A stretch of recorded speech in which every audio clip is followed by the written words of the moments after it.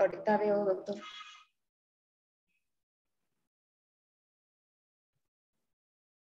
Sí, ya están, doctor.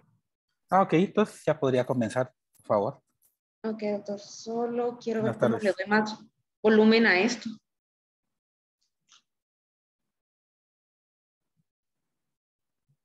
Bueno, espero que me escuchen.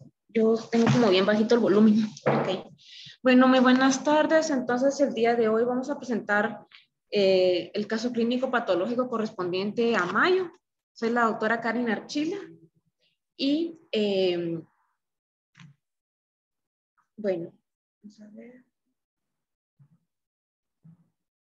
Entonces, en la agenda de hoy, pues tenemos el caso clínico, luego tenemos a la unidad de patología que está presente y la revisión bibliográfica acerca del tema.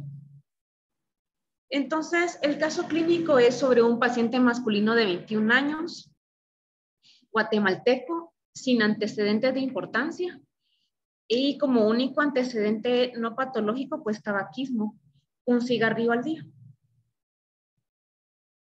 Entonces, en la historia de la enfermedad, pues tenemos que el 8 de febrero de 2022, el paciente inició con cefalea, mareos y disminución de la fuerza muscular de 2 meses de evolución.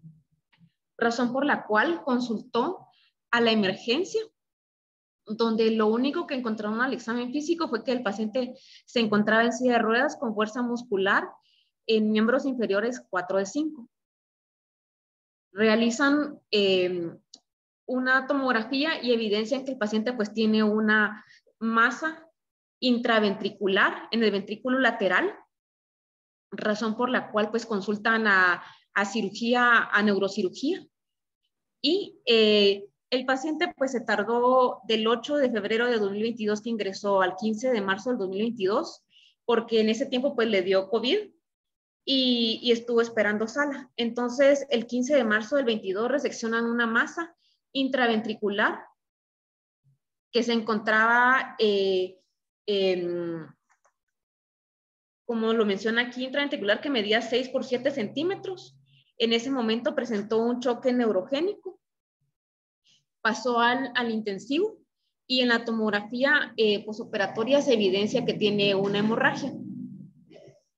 Entonces, luego, el 23 del 3 del 22, o sea, el paciente continuaba en el intensivo, le realizaron una craniotomía descompresiva por hipertensión intracraniana y aparte de eso, pues el paciente pues presentó sepsis. Entonces, el paciente estuvo todo este tiempo con diferentes coberturas antibióticas, por Pseudomonas, por Acinetobacter baumannii, y debido al largo tiempo que se mantuvo ventilado y a que no tenía una buena respuesta neurológica, pues deciden el 30 de marzo realizarle una traqueostomía. Posteriormente, el 9 del 4 del 22, por las secuelas neurológicas que el paciente presentaba, pues le realizan una gastrostomía. Y el 26 de abril del 22, que aún continuaba en el intensivo, presentó un paro cardiorrespiratorio, le dieron maniobras y pues salió del paro cardiorrespiratorio. Entonces, luego de esto, el paciente se encontraba estable, entonces fue presentado a la unidad de oncología debido a que se le realizó biopsia, o sea, el reporte histopatológico lo que reportó del paciente fue un neurocitoma intraventricular. Entonces, el paciente es presentado a oncología y es trasladado al centro médico militar para recibir radioterapia. Entonces, estas son las imágenes posoperatorias del paciente.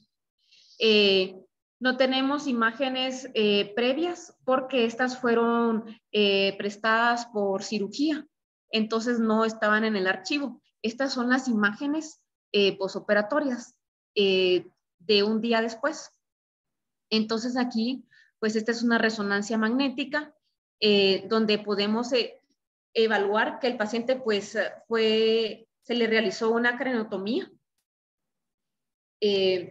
derecha y pues lo que evidencia es que tiene que sí hay edema en el cerebro, en el hemisferio derecho. Predominantemente hay desviación de la línea media. También podemos ver en el ventrículo lateral izquierdo esta imagen que está aquí, porque la masa fue reseccionada parcialmente del ventrículo y esta masa que se encuentra aquí, pues es una masa que mide 6 por 4 centímetros y que si ustedes pueden ver, se mira de manera hiperintensa en esta área que vemos aquí, que corresponde a hemorragia. Entonces, hay una deformación del ventrículo lateral izquierdo y la masa pues sale de lo que es el cuerpo calloso. Entonces, aparte de esto, podemos ver aquí que se insertó un drenaje, pero que hay edema en todo alrededor del drenaje porque lo mencionan como fallido. Entonces, y aparte de eso, pues también tenemos hidrocefalia, que podemos ver en la porción temporoparietal del paciente, predominantemente izquierda.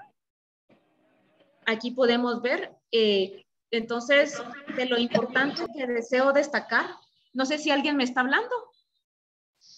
Es que no tengo como mucho volumen. Bueno, entonces, como les mencionaba, esta es la masa que se encuentra en el ventrículo lateral y esta es la hemorragia. También quiero hacer como notar que también es una masa heterogénea y que tiene porciones quísticas. Y entonces, sobre la patología,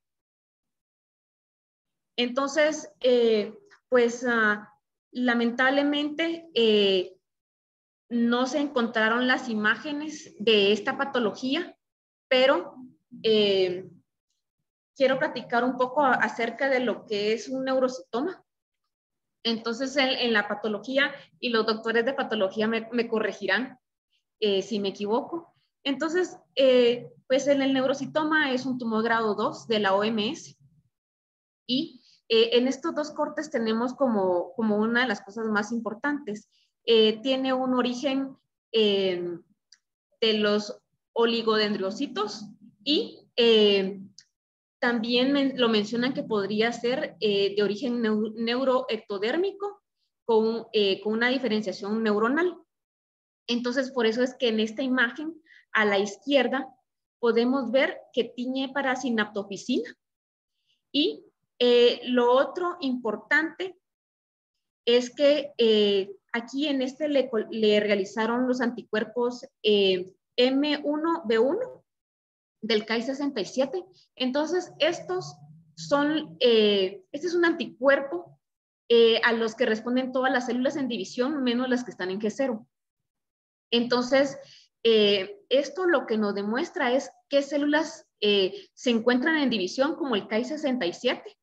Y en esta en particular, pues en 10 campos nos indica que el 1.5% de las células pues se encuentran en división, entonces le da un Ki del 1.5%. Entonces ahorita vamos a explicar esto.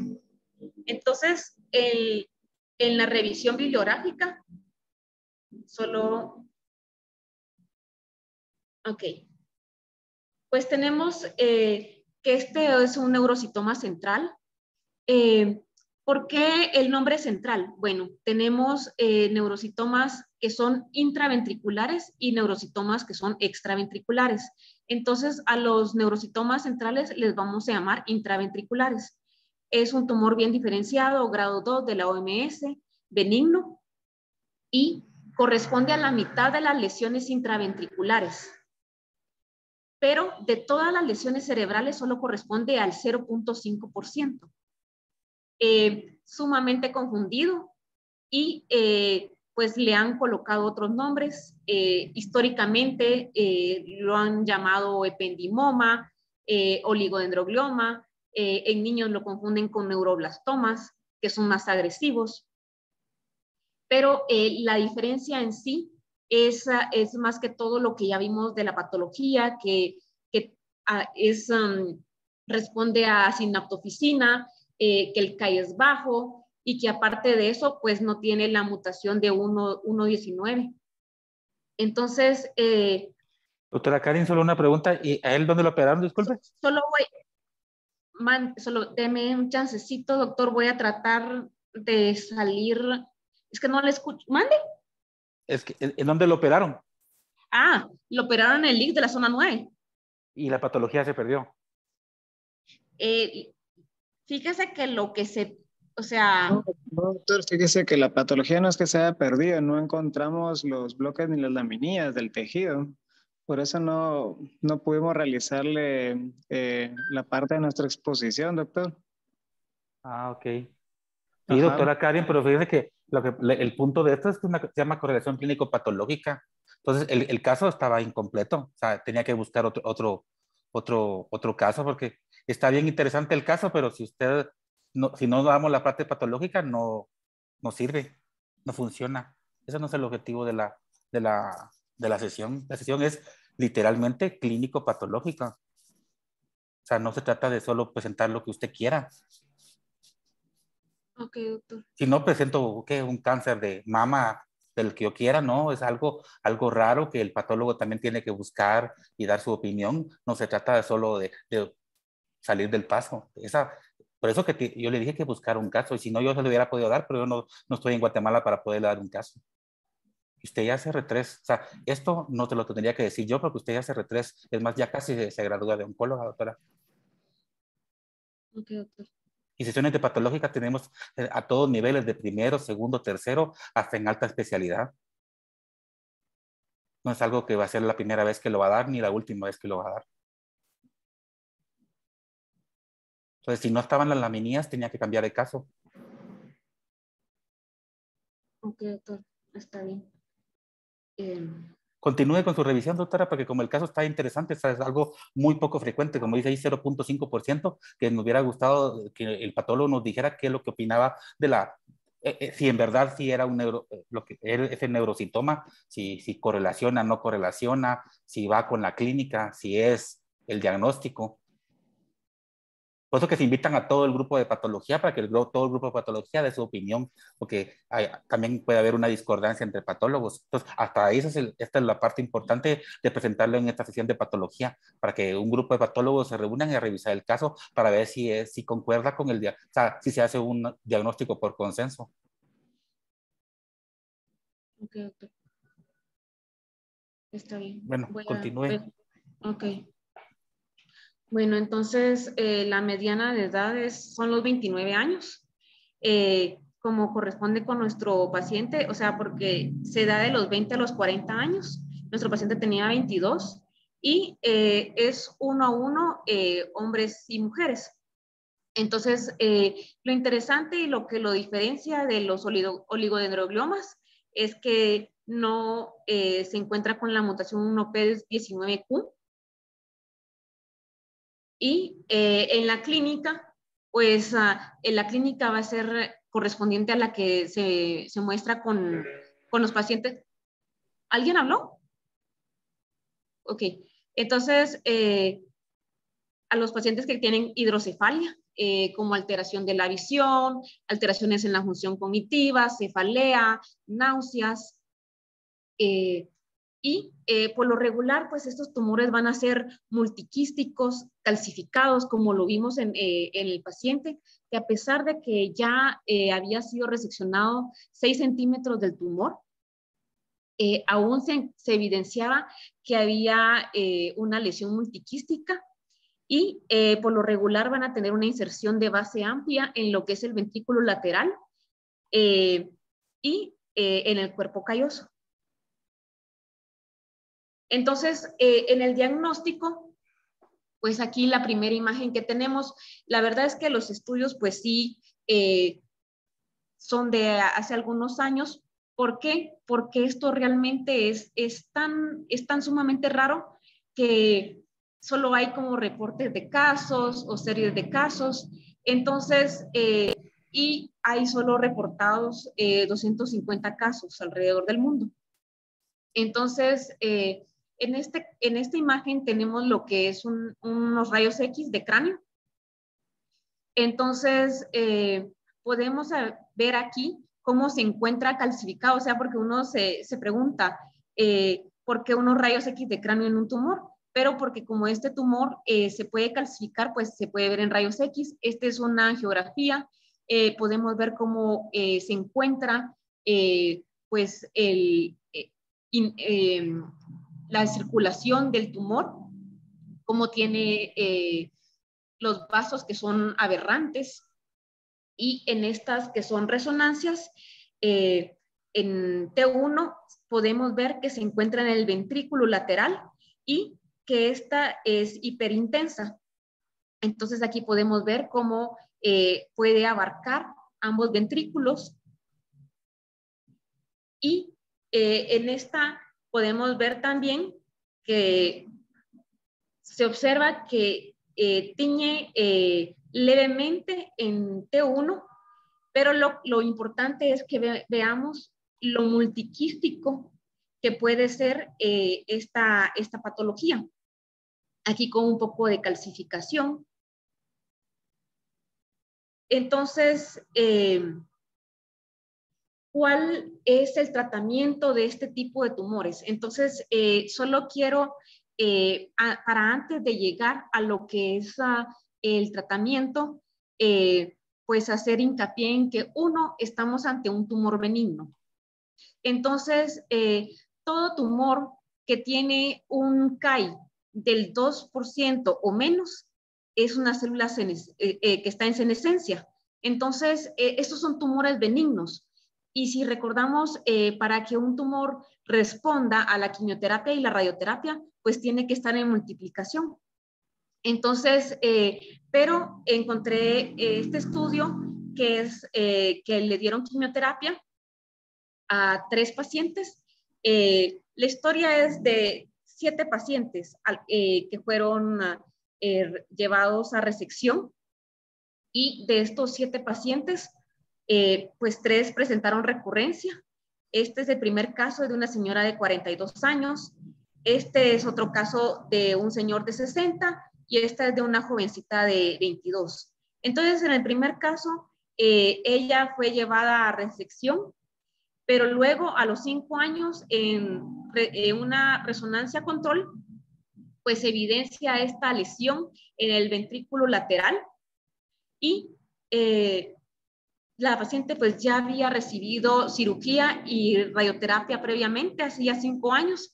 Entonces, a estos 3 pacientes deciden darle quimioterapia con cisplatino 25 miligramos día 1 al 4, etopósido 40 miligramos del día 1 al 4 y ciclofosfamida 1000 miligramos día 4, cada 4 semanas. Entonces, estos pacientes recibieron, los 3 recibieron 5 ciclos y en este momento, pues no utilizaban lo que era la escala de RECIST, porque ellos lo tomaban como una respuesta completa, que desapareciera el tumor, una respuesta parcial, que disminuyera más del 50%, y enfermedad estable si se encontraba entre un menor a una disminución del 50% y menor a un aumento del 25%, y como progresión de la enfermedad que hubiese un aumento del 25%.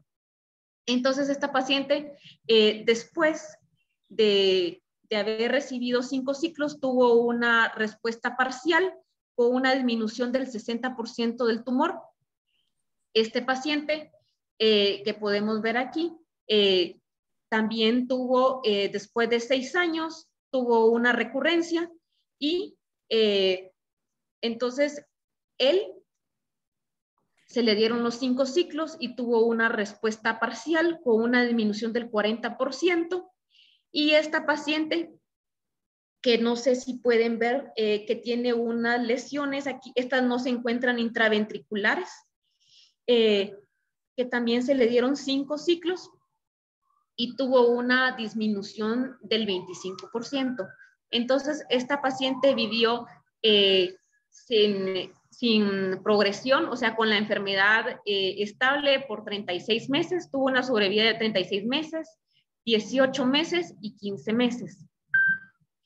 De ahí tenemos este otro estudio sobre neurocitomas centrales y... Doctora Karin, ¿mande? ¿se puede regresar la anterior? Sí, por supuesto. Va. Usted acaba de decir ahí que un paciente vivió 15 meses y solo le quiero preguntar cuánto vivió un glioblastoma multiforme, o sea, un OMS 4 con quimioterapia más radioterapia, que quimioterapia más temozolomida, seguido de adyuvancia con temozolomida. ¿Cuánto es la mediana de tratamiento de supervivencia con terapia estándar?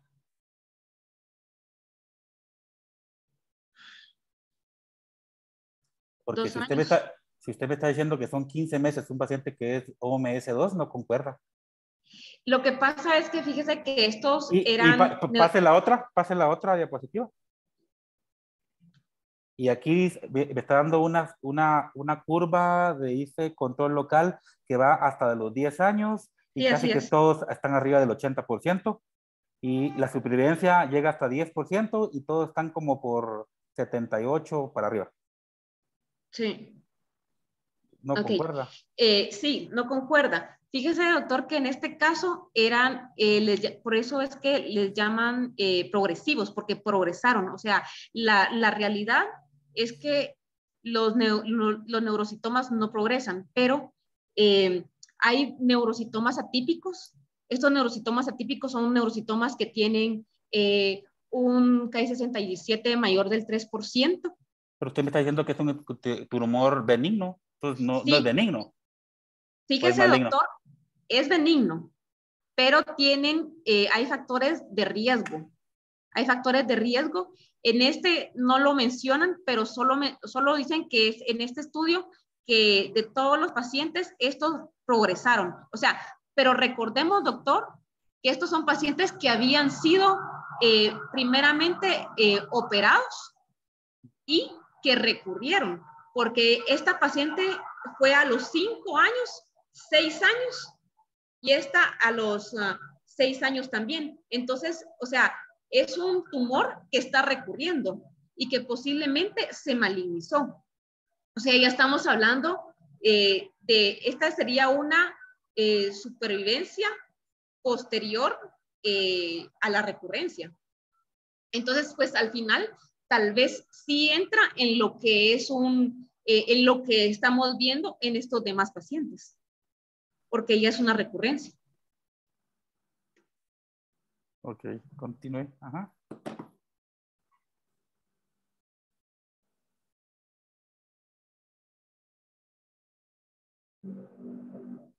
Sí, doctora, continúe. Ok, bueno, entonces aquí tenemos pues este estudio del manejo y las recomendaciones de 35 años de experiencia en neurocitomas centrales. Y aquí lo que podemos ver fueron 45 pacientes.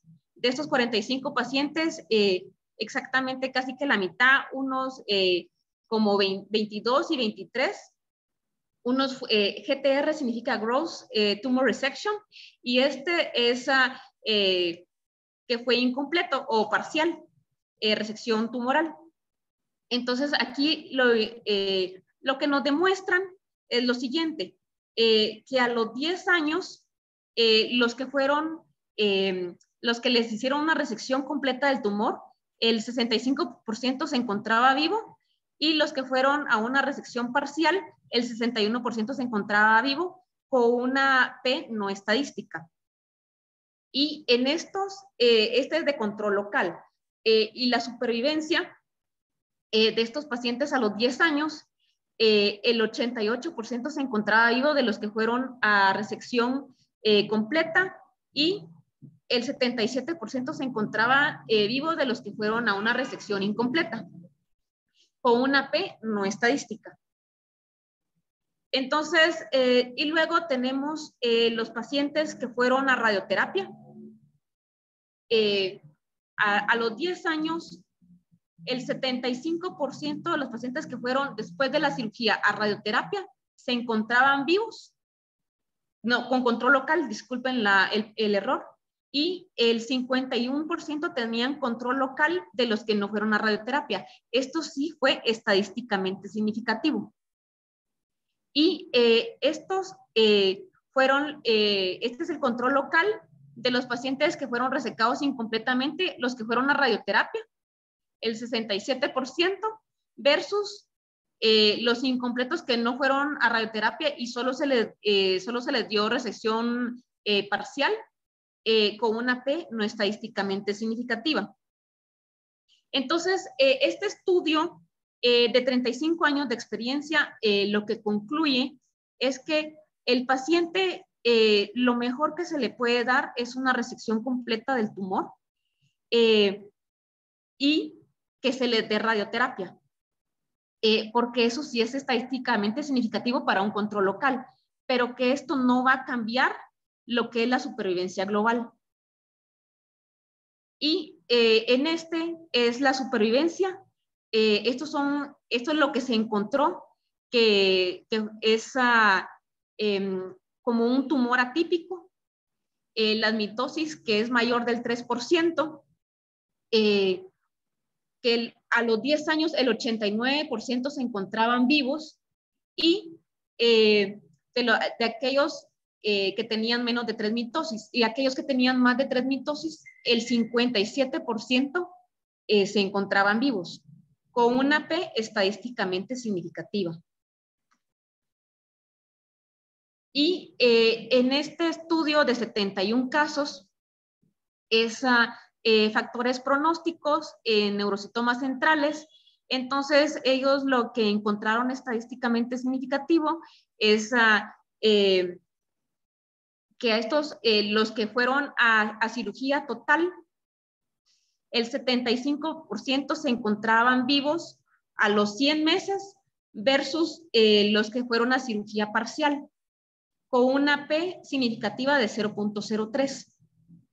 Este estudio también hablaba, al igual que el estudio anterior, sobre las mitosis. Encontré este otro estudio sobre los neurocitomas bien diferenciados y cuál es el mejor tratamiento. Entonces, aquí CTR es resección completa del tumor y esta es resección incompleta. Entonces, en este estudio fueron 301 pacientes y podemos ver que a los 10 años estos pacientes, los que tenían una resección completa, tenían un 77%, se encontraban con un control local, y en comparación de los que tenían una resección tumoral incompleta, pues el 45% tenían control local, con una P estadísticamente significativa.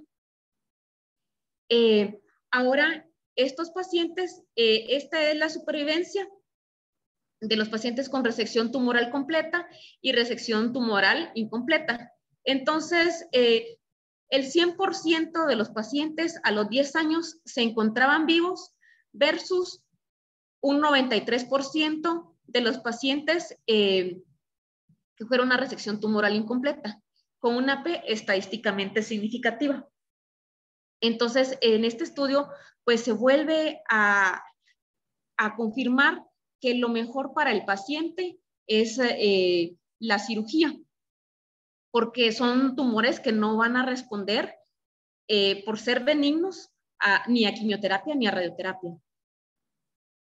Entonces, en este estudio, aquí continuamos con el control local, y entonces estos fueron los que fueron a resección tumoral completa más radioterapia. Entonces, el 100% se encontraba con control local versus solo los que fueron a resección tumoral completa, que fue del 77%, el 77% a los 10 años se encontraban con control local con una P estadísticamente significativa. Y estos son los que fueron a resección tumoral incompleta más radioterapia. El 86% a los 10 años se encontraban con un control local versus el 45% a los 10 años que se encontraban con una, que no fueron a radioterapia, con una P estadísticamente significativa de 0.001. Y por último, tenemos este estudio que es sobre radiocirugía para neurocitomas centrales, que es un estudio multicéntrico retrospectivo. Y entonces aquí tenemos de estos 60 pacientes la progresión, la supervivencia libre de progresión. Y entonces tenemos que de estos pacientes fueron evaluados a los 96, 5, 8 y 10 años.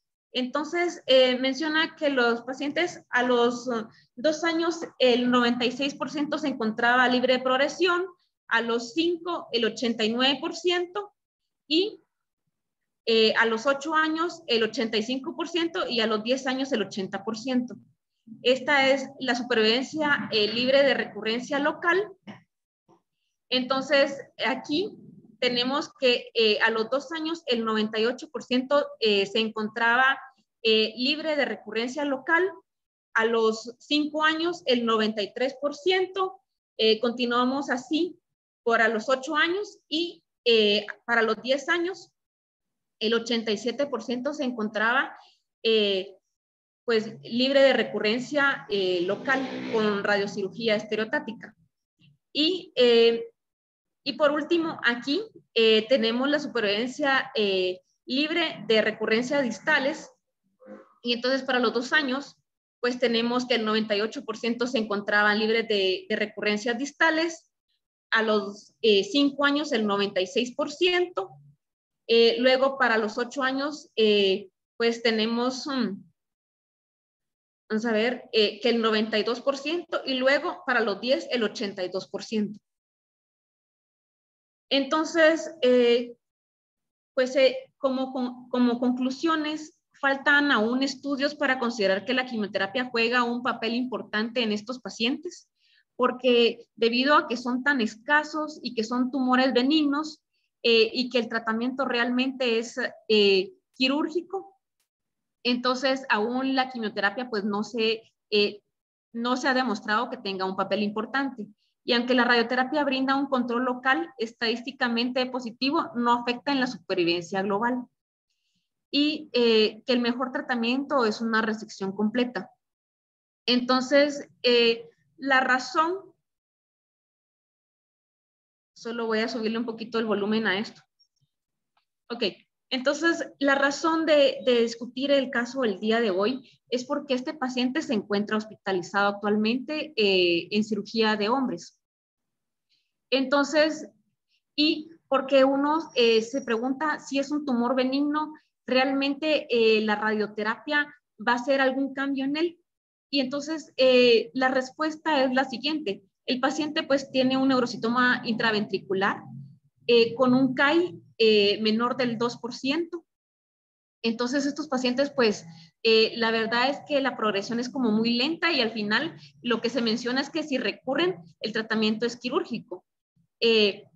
Podría, y yo creo que se debe de individualizar el tratamiento.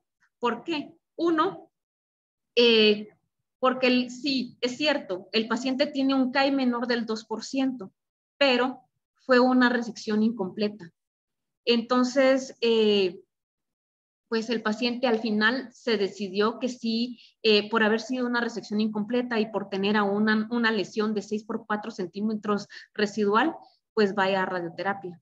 Pero concordamos que al final esto no va a cambiar la sobrevida global del paciente.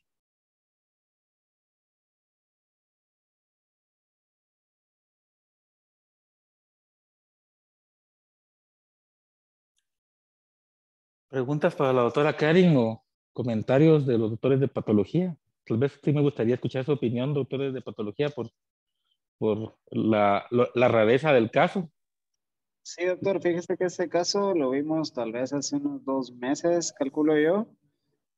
La resección, pues efectivamente sí fue incompleta. Luego, pues las laminillas las revisamos con la doctora Marisol Gramajo y pues sí eh, fue compatible con un neurocitoma, ¿verdad? Era bien diferenciado por el Ki 67, ¿verdad, doctor? Que era menos del 2% en este caso. Eh, Sin embargo, igual tuvimos que ir a leer, ¿verdad? Porque como son tan poco comunes, pues nos guiamos más también por la localización, ¿verdad? Que ayuda bastante con las imágenes.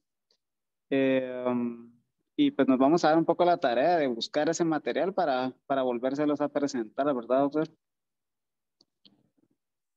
Ok, gracias, doctor. Pero histológicamente sí tenía todos los criterios histológicos para neurocitoma. ¿Y cuáles son los criterios histológicos, doctor? Que nos los Fíjese, podría... doctor, que son las características histológicas de las células malignas. Por ejemplo, tiene que tener, son células monótonas, tienen que parecerse a los oligodendrocitos, tienen que ser redondas, el citoplasma tiene que ser entre moderado, la cantidad, el núcleo es redondo, la cromatina es granular y fina y pueden tener nucleolos visibles. Eso es la microscopía de este tipo de lesiones. Gracias. Ajá. Pero cuando nomás tengamos las imágenes, doctor, le vamos a comunicar a la doctora Karin para volver a presentarlo, ¿verdad? Que es un caso bastante interesante. Con la doctora, pues pasó a publicación, ¿verdad? Porque por lo inusual del caso. Gracias. Pero Ajá. y esos criterios no definen malignidad, doctor Ricardo. No, tendrían que, para criterios, para que sea más, tiene que ser el Ki 67 más elevado. Ah, sí, pero lo que yo digo, el neurocitoma es un tumor benigno, digamos, no es maligno. Exactamente, exactamente. Eso es lo que no me ha dejado dormir de mandarlo a radioterapia y no a operarlo. Pero realmente el estado clínico del paciente, como para pensar en enviarlo a una cirugía, a otra cirugía tan pronto, no está tan bueno. Tiene disartria, su estado nutricional no es tan No bueno, es más apto tampoco. ¿sí? Mm, Entonces esa era nuestra primera intención, volverlo a operar, pero ya. Y la tomografía de control, todavía hay tumor la residual o Valeria, no habrá tumor. Ajá. Esa es Y la la tomografía. resonancia, La resonancia que mostré es la control, es la la control, la posoperatoria. última. Sí, Ay, Dios, ahí tiene. sí. Podría ponerla atrás, yo creo que vamos a ver si es la que yo recuerdo que colocó.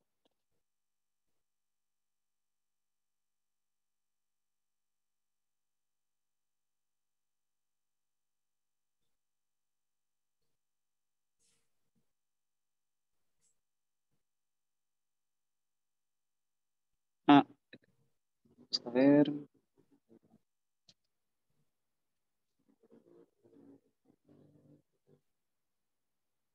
Esta es la control. esa es la control. Ah, no, todavía hay. Prácticamente fue pura biopsia. Sí, sí, yo creo que ni que el 70 tal vez por ciento del tejido han de haber dejado, ¿verdad? Y el problema es que ya ahora lo más seguro es que este tumor se va a comportar más maligno de lo que en realidad es por la resección incompleta. Pueden seguir evolucionando hacia peor, ¿verdad? Sí, va a ser la hipertensión intracraniana y ahí. Y la localización también, hombre. Esa es otra cosa.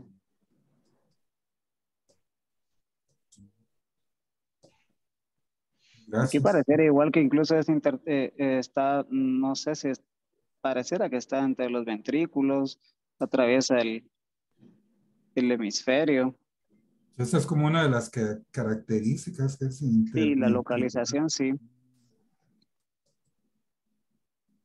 tiene efecto de masa, hay compensación, hay edema. No, ahí fue una biopsia bastante pequeña, ¿verdad? De todo, de toda la masa. Tal vez no pudieron abordar quirúrgicamente más al paciente, ¿verdad? Por eso se ha quedado así.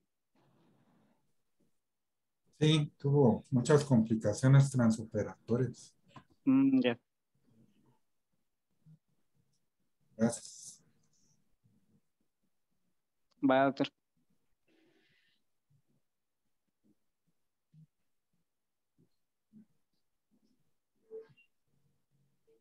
Por mi parte, pues ya no hay nada. Entonces, ¿tiene algún comentario, doctores, de médicos de oncología?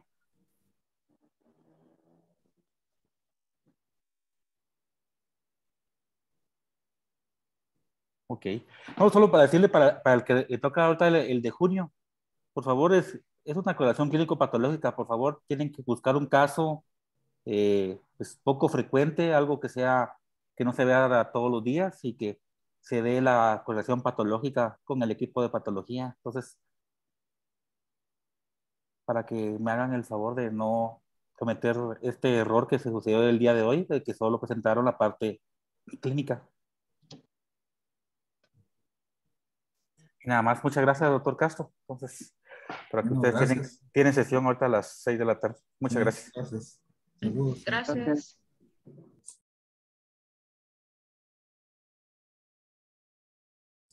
Gracias a todos. Buenas tardes.